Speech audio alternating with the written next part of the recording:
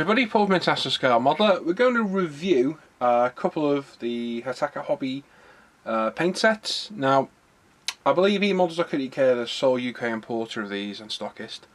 Now, they're fairly new out. There's a decent range of them already out there, and hopefully they're going to add to them over time and make a really good range of paints. The sets we got today are the early Luftwaffe paint set and the Royal Air Force paint set, which is basically standard camouflage colours of the RAF planes during World War II. And standard camouflage colours of the Luftwaffe planes between 1937 and 1940, so real early war, pre-war on that one. The RRP, this is a 4 paint set containing RLM 70, 71, 02 and 65/78. RRP on those is $8.99, and this is a 6 set with dark earth, dark green, interior grey green, sky type S, ocean grey and medium sea grey, and that's a 6 paint set, and that retails at $11.99. So you're looking at £2.25 per bottle, so it's not a cheap paint, but if the colours are good, which they do look quite good to me. I've had a quick look at the box, mainly because this one was a bit damaged in the post, unfortunately, by Royal Mail. But the colours look a good match. I've got several different manufacturers of paint, and they look on par with most of them, so it's quite good. A quick cursory glance at the Luftwaffe set, because obviously the box was damaged, the paints are actually loose, unfortunately. So I had a look when I put them back in. Standard 17mm bottle, same size as Vallejo, AK, MiG ammo, etc. It's a slightly different bottle with a slightly different lid. So I believe these are manufactured in Poland, so they're not a Spanish AK Vallejo clone, as a lot of them seem to be. So it is a separate paint company. Box art's great. You got a sticker on the front with the various colours, details of the bottle, where they're from, etc. On the back is even better. You get a description of the actual aircraft, and come on, focus. There we go. The actual aircraft and the camouflage itself. If you want to have a read of that, give it a quick pause. And at the bottom you got the details about the paints. Again, if you want to read that, give it a quick pause as well. So just run through each colour, where it's used, etc, etc, and shows that beautiful Stuka there as well. So the box art's lovely. Same on the RAF one. You've got, I think, the Tempest on the front. Run through the colours again, and on the back you've got you got a Hurricane, a Spitfire, P-51B, I think it's a B, and a Tempest again there as well. Again, more information at the top. You want to pause and have a read. Have a quick read, and information on the paints themselves at the bottom. So a lot of information on the box, which is really useful. It's a nice touch. Wish all the manufacturers did that, and it is quite good as well. So what we're going to do, we'll have a quick look at the Luftwaffe set, purely because this one's already opened, unfortunately. Like I say, 4 paint set, this one retailing at $8.99. The bottle's your standard 17mm. What I do like, and what all manufacturers should do, is include a ball bearing in there, which mixes the paint up perfectly, and there's no mucking about there. And as you're trying to airbrush, you know everything's ready to go, and the pre-mix has to come out. Now, a bit of information on the bottle: water-based, airbrush tested, quick drying, shake well. So very basic information. Colour on the front, it's got a code, AO17, dark green, RLM71. Each one's the same, and like I say, normal standard size bottles, but they are slightly different to Vallejo's, so bear that in mind. What we're going to do, we'll test the RLM 65, because it's colour I've used quite a lot. The colour matches look quite good. I've got my A-cans in front of me there, and I use those as a standard because they take an actual photoscopic match off aircraft. And all the colours, especially the RLM 71, they look very good matches to me. Did have a quick look before, and they do seem good, because every manufacturer varies, and obviously for scale effect they can look differently, but they look very good. So what we'll do, we've got a little test card I made before, a bit of styrene sheet, prime one side in grey, one side in black. I did the black so we can see the actual coverage, what it's actually like. So we've got both sides. That's Badger primer, by the way, which is absolutely superb primer, and I will review that later. So like I say, ball bearing in the bottle, so you can give it a real good shake. Open it up. Smell. Well, it's not a nasty smell.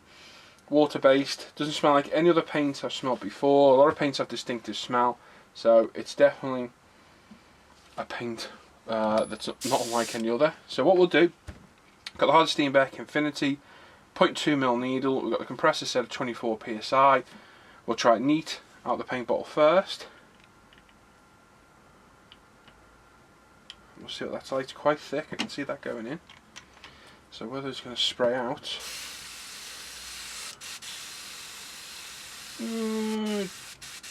just about does it. So what we'll do is we'll thin it a little bit.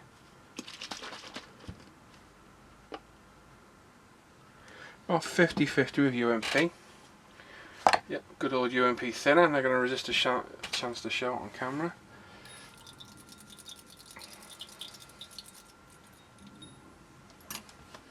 So what we'll do is, because we've got paint, thick paint in an even nozzle, we'll give it a bit of a backflow. And there we go, that's a definite improvement. I'm going to knock my spray wheel on. So out of the bottle, they don't spray too good. I think if you had a bigger needle, the likes of, say like a Iwata, that's a 0.35 needle in that I think, it probably sprays directly out. I've got a bit thin on the top of there. It probably spray perfectly, but to be honest, if it's too thick to go for a 0.2, I'd say it needs thinning anyway. Like I say, put a UMP thinner in there, about 50-50 mix, and what we'll do, we'll just try over the grey as a general coverage, then over the black to see what the actual coverage itself is like.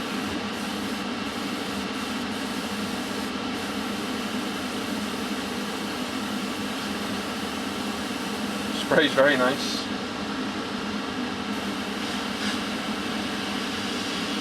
Dries very quick as well, which obviously the half thinner helping it.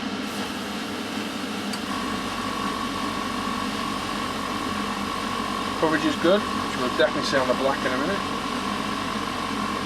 So what I'll do now, cut to air, just to give it a dry.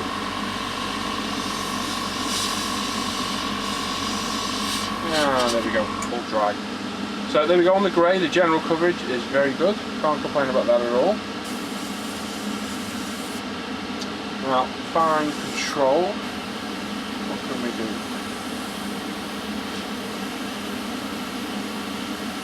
We get some nice squiggles, I don't know if you can see that. It's quite a pale blue, it might have been better picking a darker colour.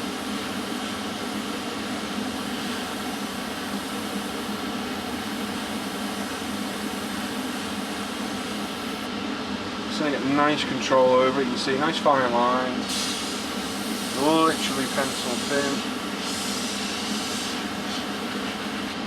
and then straight up to the full coverage again. So no problem spraying that there. What we'll do, we'll flip over onto the black. This is where it's going to really show now. Probably do with a touch less thinner, if I'm honest.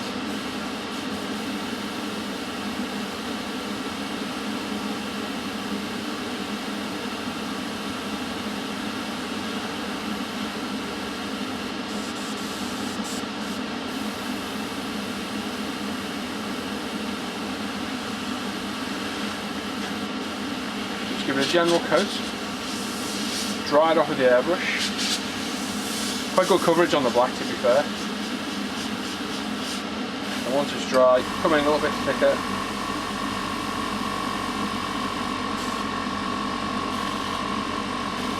And we're out of paint, so we'll run a little bit more. But I think what we'll do, we'll go for a darker colour. Let's go for blue. What I'll do, I'll just give the colour cup very quick back flush. We'll change the colour.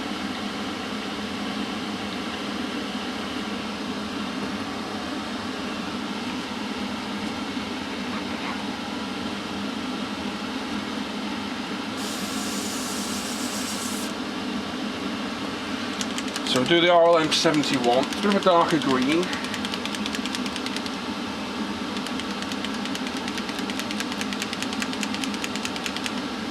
As you can see on the black, that blue, even though there's only one real coat, actually covered really well. Quite hard to see on the grey, we get whited out by all the lights. This is a problem I noticed there, when you shake it, when you take the lid off, it gives it like a little splurge of paint. That might prove annoying over time, but maybe it's because the bottles are so full, which isn't a bad thing, because it means you're getting a lot of paint. So again, about a 50-50 mix, thinner to paint. Quick mix up with a Tamiya paint mixer.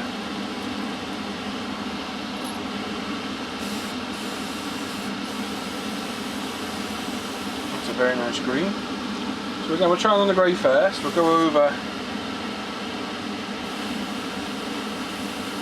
So don't try and put it on too thick as always.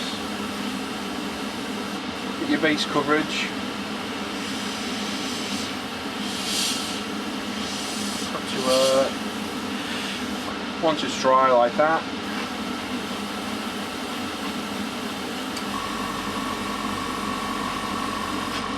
Put back in, a nice wet coat.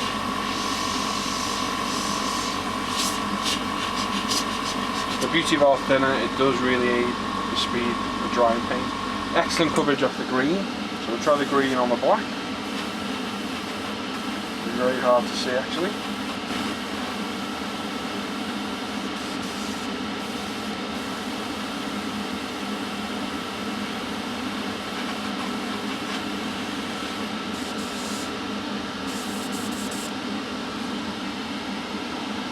Got a little bit of needle tip drying,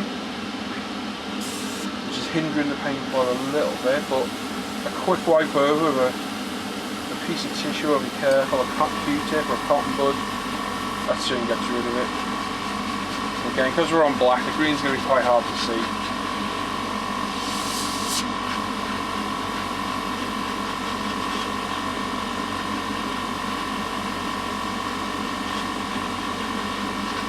Coverage is very good, I will give it that. Absolutely brilliant. We have one little bit of tip in the, one little bit of needle tip drying. You get that off most paints anyway. Quick wipe and it's gone. As you can see, there's the green. So on both sides.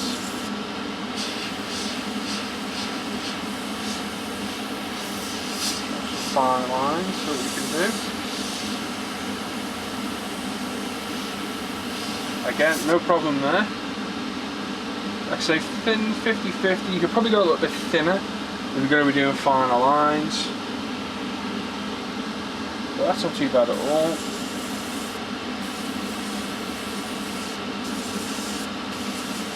So definitely need a little bit thinner if you want to go really fine. There's general coverage. Once you turn back to the spray.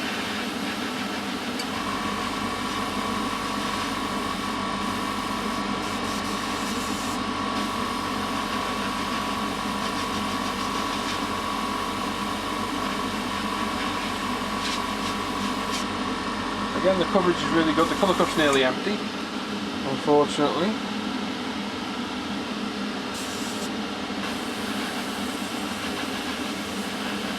Hopefully it'll let us do this one little bit.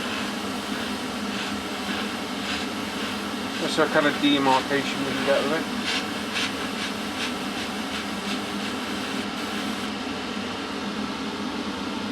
It's quite clean actually, to be fair.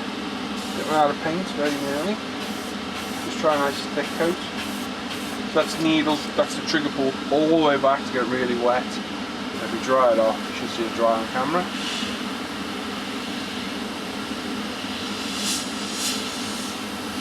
Even if you put a really thick coat on, it dries really well. And as you said, the demarcation between the primer and the grey is really nice and tight. So if you're doing real fine camo lines, it's really going to work well. It's going to look absolutely spot on. So there we go, I'll knock the booth off so you can hear me talk. So like I say, we did a quick test of the RLM 71 and the RLM 65. 65 went down very well on the grey and really well on the black. Obviously because it's a slightly lighter colour, it's going to take a little bit more coverage on the black to get it down, but it went down. Sprayed nice, dried really quick. The green, again on black, quite hard to see, but we just did it for coverage. Covered it really well. And this is where you can really see the oversprays a little bit. I think we could have done with the paint a little bit thinner. But on the grey side, we can see the light blue there, which has gone down absolutely flawlessly. Super smooth. It is really nice and smooth. And the grey, we could do fine lines with them. And the general coverage was very, very good as well. Hopefully, yeah, it is dry. That's been a couple of minutes. Just dry with the airbrush has dried it right out. And it's come out really well. So there we go. So like I said, there's plenty of paint in the range. They seem to spray really nice. I'll give them a try out over the next few months. Maybe we can come back with another set later on down the line and see how that goes. And I can use them on a model itself, and we'll see what they actually come like. So, like I say, there's the Hataka Hobby Early Luftwaffe paint set and Hataka Hobby Royal Air Force paint set. We tried the Luftwaffe. As you can see, the results speak for themselves. I think it's gone down really nice. The colours look good. Like I said, sprayed well. A little tiny bit of needle tip dry, but you get that off a lot of paint anyway. Quick wipe and it's gone. We could do general coverage over black and grey and some fine camo lines as well. So there we go. So quite impressed by those. Hopefully add a few more of those to my paint collection, which is always growing as always. If you want to go get some, go to emodels.co.uk. They've got, I think off the top of my head, they've got about 9 sets. Hopefully Hataka will add more and more to the paint sets as they go, and maybe start selling them individually as well, which would be really handy, because you don't want to use more than one colour and then have to buy a whole set to buy an individual paint. So again, hopefully your models will release them all as separate as well, but that's hopefully something for the future. So there we go, Paul from International Scale Modeller. Thanks for watching, hope you found the review useful, and I'll catch you guys on the forum.